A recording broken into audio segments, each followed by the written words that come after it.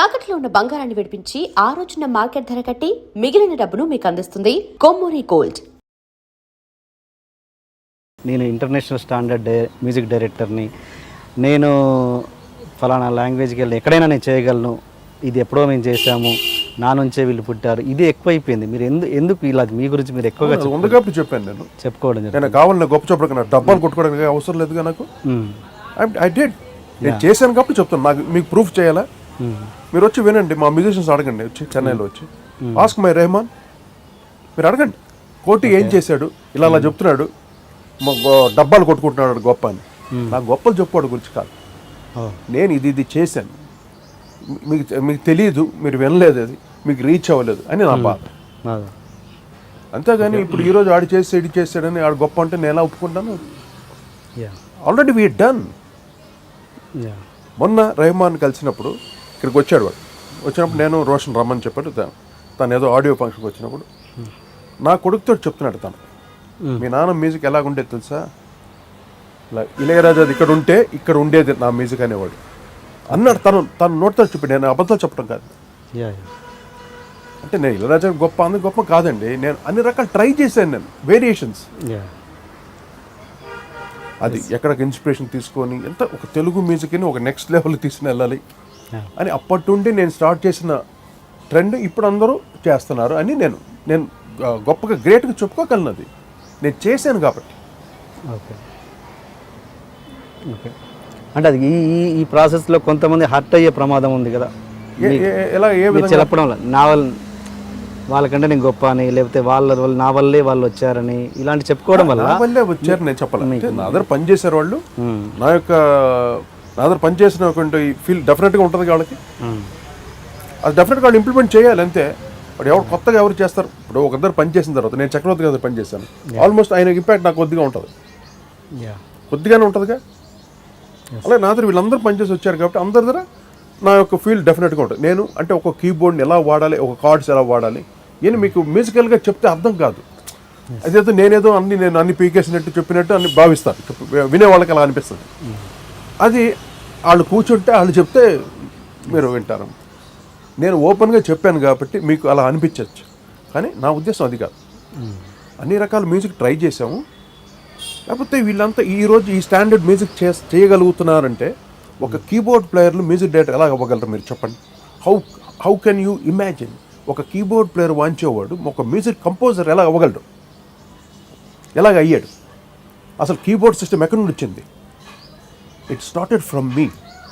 You ask anybody in south India, కీబోర్డ్లో programming అనేది ఉంటుంది, రిథమ్ బాక్స్కి సీక్వెన్సింగ్, ఇవి ఎక్కువ చేసేవాడు నేను రాజు ఓవర్గా. ఈ సిస్టమ్ మొదలైపోయింది అన్ని దగ్గర. ఇది చేసి దీని మీద ఓవర్ డబ్స్ చేసేవాడు, ఆర్కెస్ట్రా అంతా మిక్స్ చేసేవాడు. ఈ సిస్టమ్ మేము తీసుకుని వచ్చాము. ఇళయరాజా గారి ఆయన దగ్గర ఉండేది, కానీ ఆయన వేరే రకంగా వాడేవాడు. ఆయనంతా సిస్టమాటిక్గా థియరిటికల్గా ఉండేది. మా దగ్గర కాదు, మేమంతా ఎక్స్ట్రీమ్స్. ఓకే ఓకే ఒక ఎలక్ట్రానిక్ మ్యూజిక్ని ఓన్లీ ఎలక్ట్రానిక్స్ తోటి సాంగ్ చేసాం. ఒక 1 వీక్ మొత్తం రెహమాన్ స్టూడియోలోనే రికార్డ్ చేసాం ఒక పాట.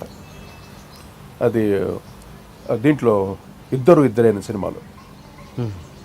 ఓకే, ఈయన మేము చేసాం కాబట్టి చెప్తున్నాను సార్ ధైర్యంగా. సౌత్ ఇండియాలో ఎవడు చేయలేదు, ఈవెన్ నార్త్ ఇండియాలో ఎవడు చేయలేదు మేము చేసిన స్టైల్. అక్కడ లక్ష్మీకాంత్ పేర్లార్ ఒక స్టైల్, బప్పిలేరు వచ్చిన తర్వాత ఒకటే డిస్కో బీటు అయింది ఒక స్టైల్. ఎందుకు రీ రికార్డింగ్ కోసం నా కోసం ఎందుకు వెతుకుని రావాలి బాంబే నుండి? సుభాష్ గా ఎందుకు నా గురించి రావాలి?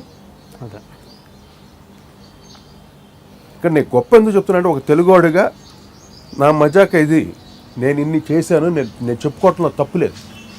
ఓకే సరే, సుభాష్ గారితో మీరు త్రిమూర్తి అనే సినిమా ఏదో అవును రీ రికార్డింగ్ చేశారు. ఎందుకు ఆయన అంటే ఇంత ఇంపాక్ట్ ఎలా క్రియేట్ చేయగలిగింది నార్త్ వాళ్ళకి? ఫలానా సౌత్లో కోటి గారు ఉన్నారు. యాక్చువల్లీ రెహమాన్ తాళ్ సినిమా జరుగుతుంది. తాళ్ సినిమా జరుగుతుండగా రెహమాన్ అడిగాడు, who is the best in south, నా సినిమాకి బ్యాక్గ్రౌండ్ స్కోర్ చేయాలి, who is the best in south అంటే ఒకటే మాట చెప్పాడంట రెహమాన్, సో ఓన్లీ కోటి యూ కెన్ డూ అని. ఓకే, నేను అప్పుడు దేవి థియేటర్ అని ఒకటి ఉంది, దేవిశ్రీ అని థియేటర్, అక్కడ ప్రివ్యూ షో నా సినిమా చూస్తాను ఫ్యామిలీతో అంతా. హైదరాబాద్ చెన్నై. ఓకే, చూస్తుంటా నైట్ ఒక 11:30కి నైట్ షో చూస్తాను. 11:30కి ఎవరో వచ్చి బయట వెయిట్ చేస్తున్నారని ఒక బాయ్ వచ్చి చెప్పాడు. నేను సినిమా చూస్తున్నాను. ఎవరో సార్ మీకోసం వచ్చారు బాంబే నుండి, ఆయన మిమ్మల్ని కలవాలండి. సరే నేను లోపలికి సరే ఉండమను, నేను వస్తున్నాను సినిమా చూసి ఇంట్లో చెప్పేసి నేను ఎవరో అని బయటకు వచ్చాను. కారు దగ్గర ఇలా నిలబడుకో ఉన్నాడు ఆయన. నేను బయట నాకు సుభాష్గా తెలియదు అసలు. Okay sir hello sir, Koti ji, oh very good sir. Sir I'm Subhash Ghai అన్న. ఓరి మా Subhash Ghai Subhash ji sir what wonderful sir. కలిసి నాకు ఎగ్జైట్ అయిపోయింది. ఏంటి సార్ అంటే, లేదు ఇలాగ రెహమాన్ చెప్పండి నా సినిమా తిరుమూర్తి సినిమా మీరు రికార్డింగ్ చేయాలని. చాలా హ్యాపీ వేసి Rahman told me south you are the best అని. ఇంకా నాకు పొంగిపోయాను. అబ్బా వాడు చెప్పి పంపించాడు నాకు. సరే రికార్డింగ్ చేసి వెరీ మచ్ హ్యాపీ. సినిమా బుస్కో దొబ్బింది.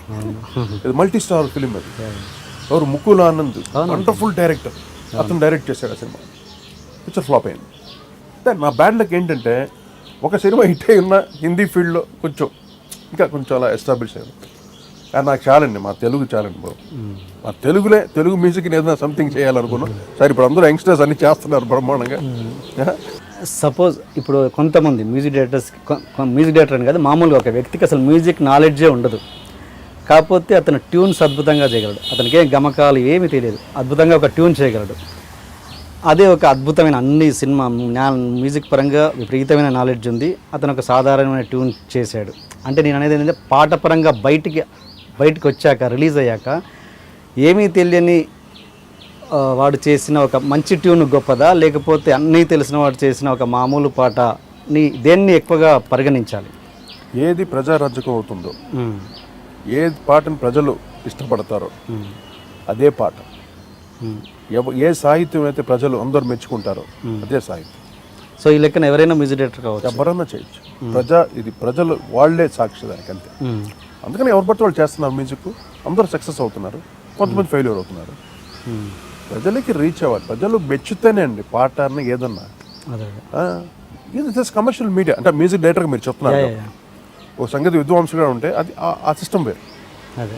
ఒక మ్యూజిక్ డైరెక్టర్గా ఉన్నప్పుడు జనాలకి ఏది ఇస్తామో, ప్రజలు మెచ్చేదే సినిమా అన్న, ప్రజలు మెచ్చేదే పాట, ప్రజలు మెచ్చేదే సాహిత్యం, వాట్ ఎవర్ ఇట్ ఇస్.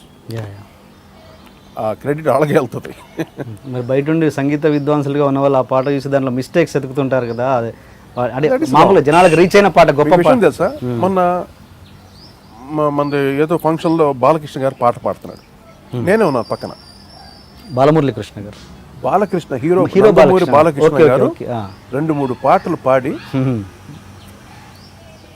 ఒక స్టార్ పాడుతున్నాడు. అక్కడ స్టార్ పాడుతున్నప్పుడు మీరు తాళం చూస్తారా? అంతేగా. ఏం చూస్తారు మీరు? ఆ స్టైల్ చూస్తారు. శృతి చూస్తారా? శృతి ఎవడు చూస్తాడు? అంతేగా. ఆ స్టైల్ చూస్తాడు.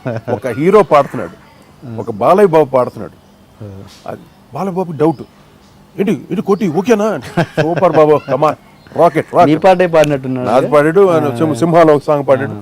అది 2 పాటలు ఆయనకు బాగా ఇష్టమైన పాటలు, చాలా చక్కగా పాడాడు. ఇప్పుడు శృతి అది ఒక ప్రొఫెషనల్ సింగర్ పాడుతున్నప్పుడు నేను నా పాయింట్ అదే నేను చెప్తాను. ఈవెన్ నా షోస్ చేసేటప్పుడు కూడా, చిన్న పిల్లలతో షో చేస్తున్నప్పుడు కూడా, వాళ్ళ నాలెడ్జ్ ఎంత, వాళ్ళకి ఎంత పాడుతున్నారో అంతవరకే, వాళ్ళ ఊపిరి ఎంత, వాళ్ళ నాలెడ్జ్ ఎంత. ఇక్కడ మనం వెంటనే అక్కడ సుశీల్ గారిని, జానకి గారి లెవెల్లో మనం ఊహించేసుకుంటాం. ఇక్కడ తప్పు పాడేవని ఎలా చెప్పుకోవాలి వాళ్ళకి? వెరీ గుడ్, సూపర్, ఈ వయసులో నువ్వు ట్రై చేసావే, అదే గ్రేట్ అటెంప్ట్. ఇది నా వే ఆఫ్ జడ్జ్మెంట్.